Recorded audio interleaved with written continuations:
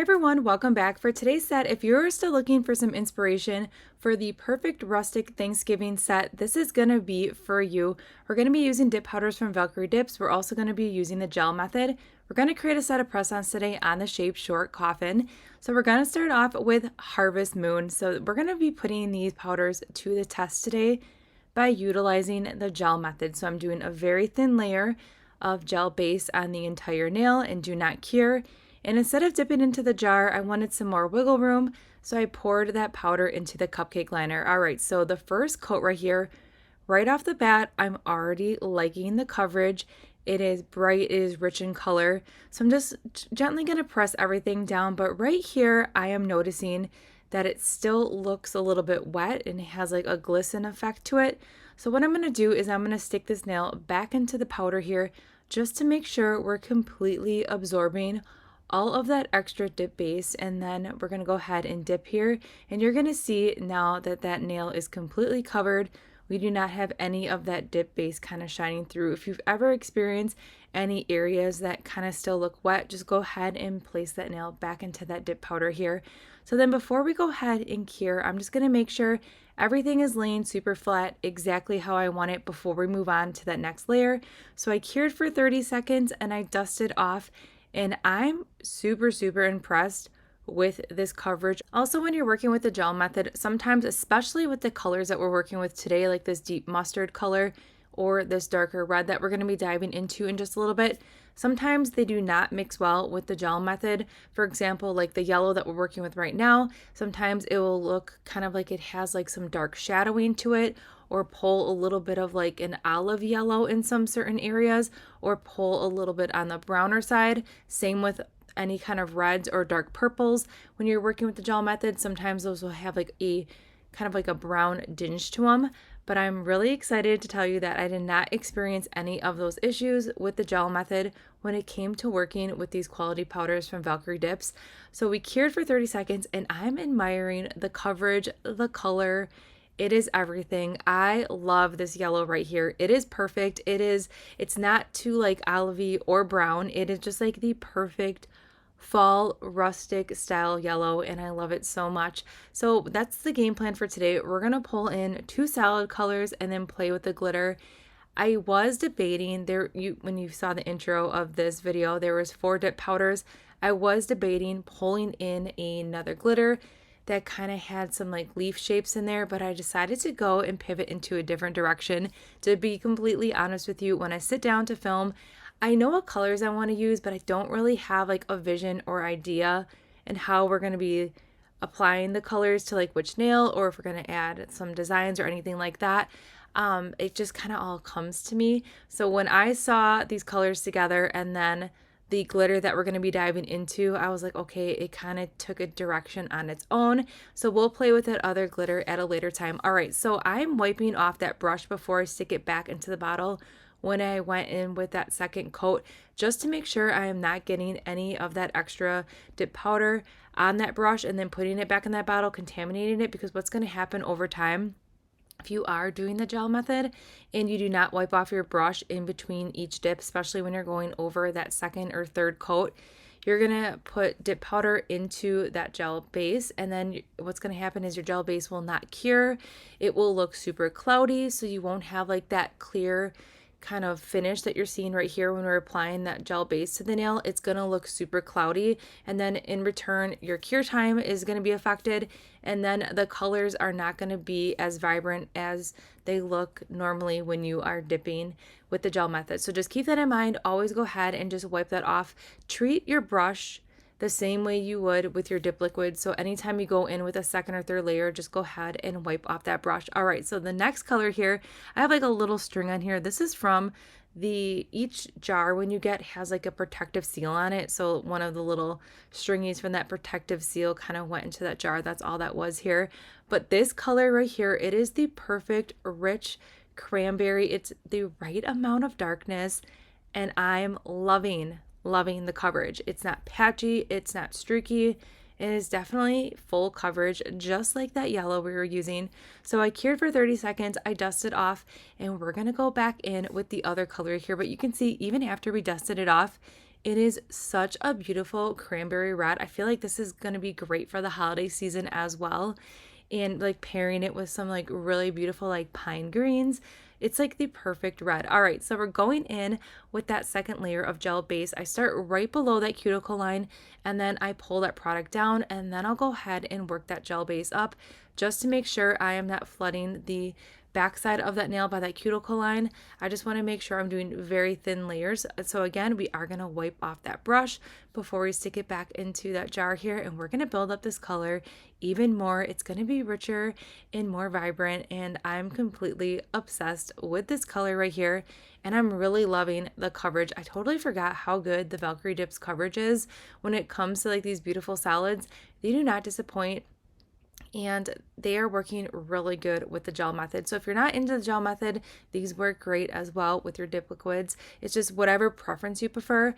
Now, to apply my press-ons, I do get a lot of questions. So once the set is completely finished, I do apply my press-ons with dip base. I just feel like the dip base lasts a little bit longer for me personally than using a press-on nail glue. So what I do is I make sure that I have all my prep done like a day before. So I'll push all my cuticles back and clean all that up, and then I'll let my cuticles rest for a day before, or just like 6 hours or so, and you don't have to like wait a whole day.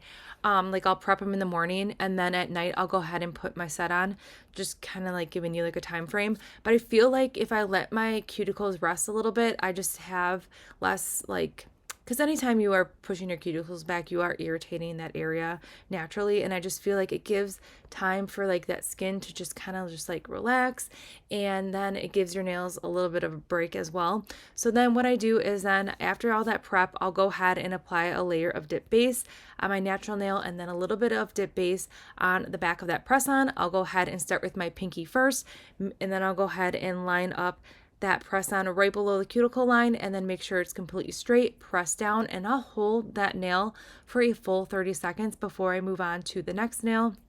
I like to apply my press-ons before bed, and I avoid any lotions, any cuticle oils, any hot water, any steam.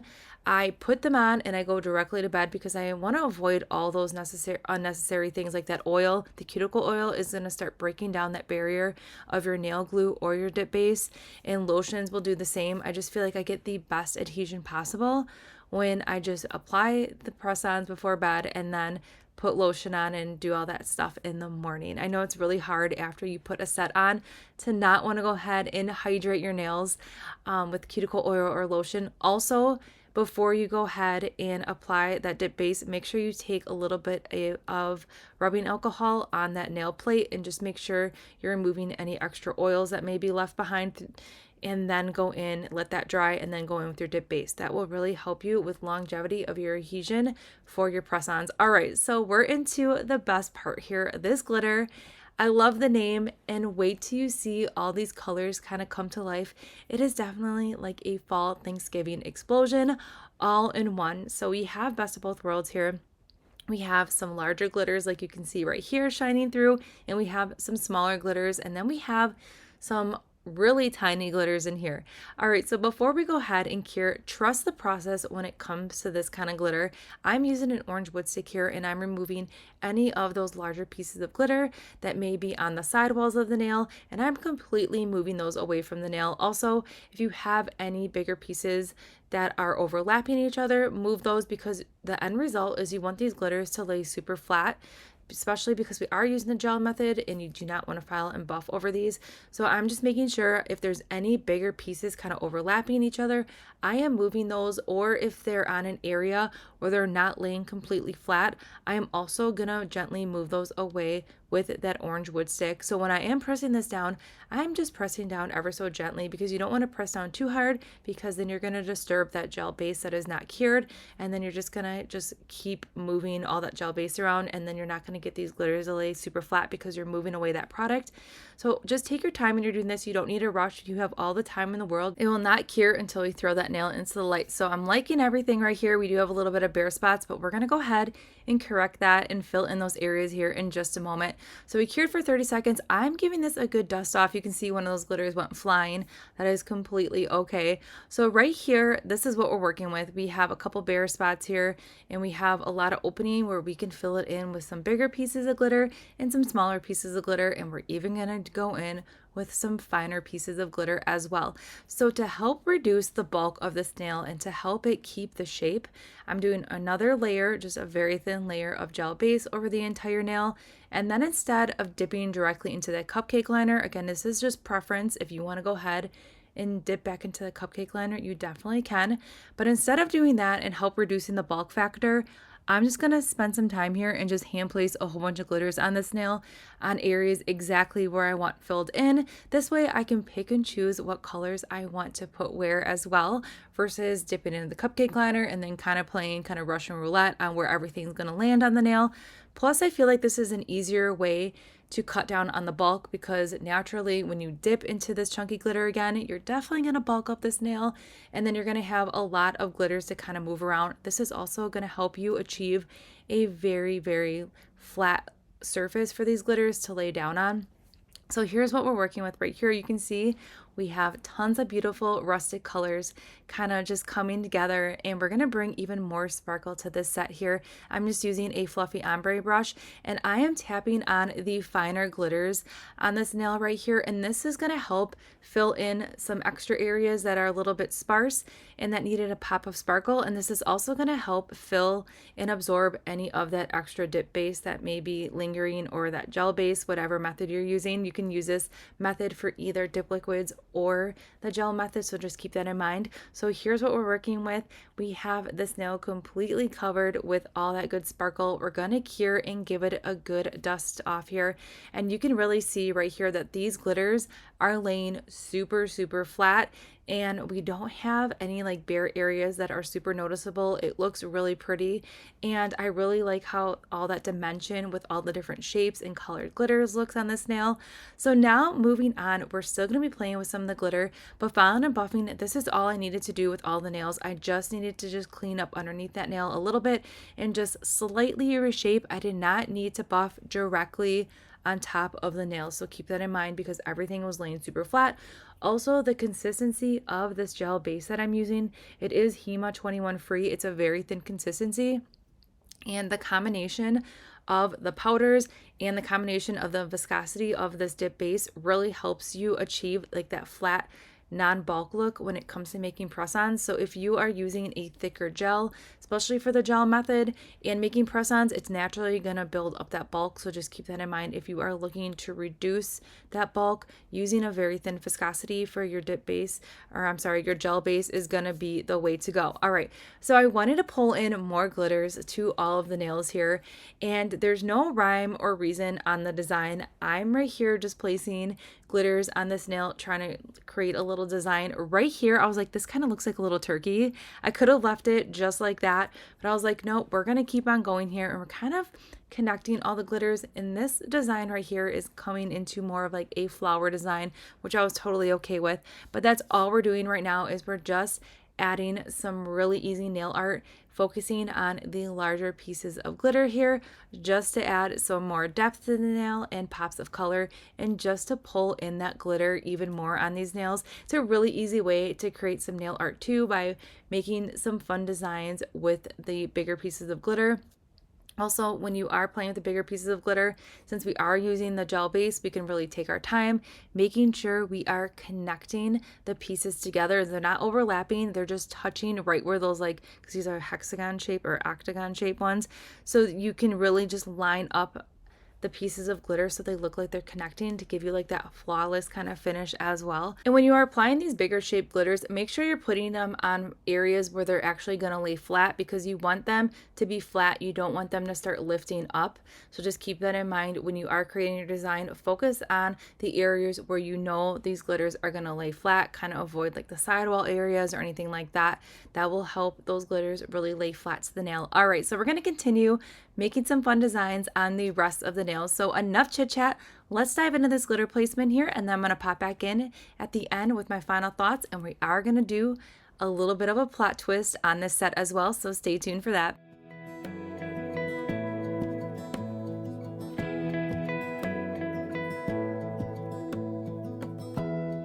Give me love, give me all your love, oh, 'cause I want you. No one else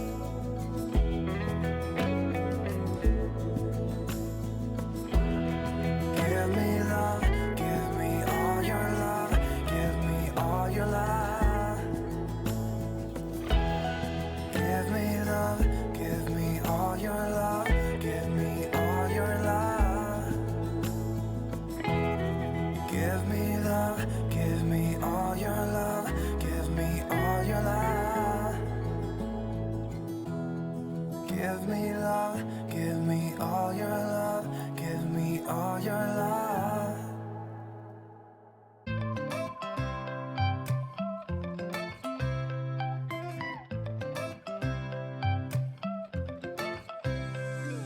All right, so we're just finishing up lining up that last piece of glitter here. We're going to cure. This is what we're working with right now.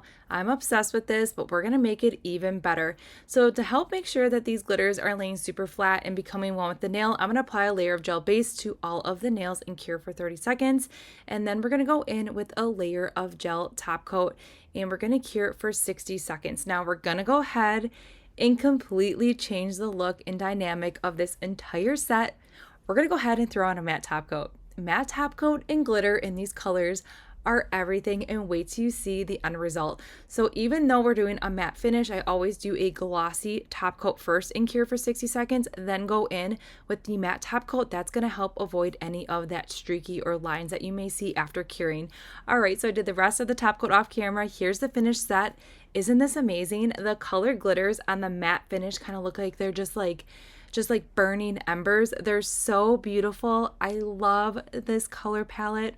This is everything, and I could not be more obsessed with how this turned out. Now, if you don't want to throw in a matte finish, you totally could rock this with a glossy finish as well. So you kind of have a couple options here, but overall, stunning, very simple. This would look really beautiful as well. Throwing in some like pine green colors or even adding some deep mochas, throwing in this glitter as well.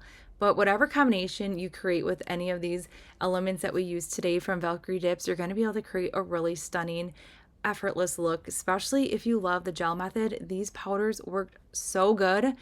My mind was blown when I saw after we cured, especially with that beautiful mustard yellow, how it just stayed true to color, especially with the matte top coat. It did not turn these colors into like a muddy brown. Sometimes that can also change it, but everything just worked out so good with this set, and it just sealed in the deal for me with this matte finish. All right, so everything that we did use in today's video can be found in that description box below. If you missed a video a few days ago, we did some really fun stamping that we colored in all of these different areas on the stamper. It was really fun, so definitely check that out. Don't forget to subscribe, give this video a thumbs up, and I'll see you all later this week in the next one.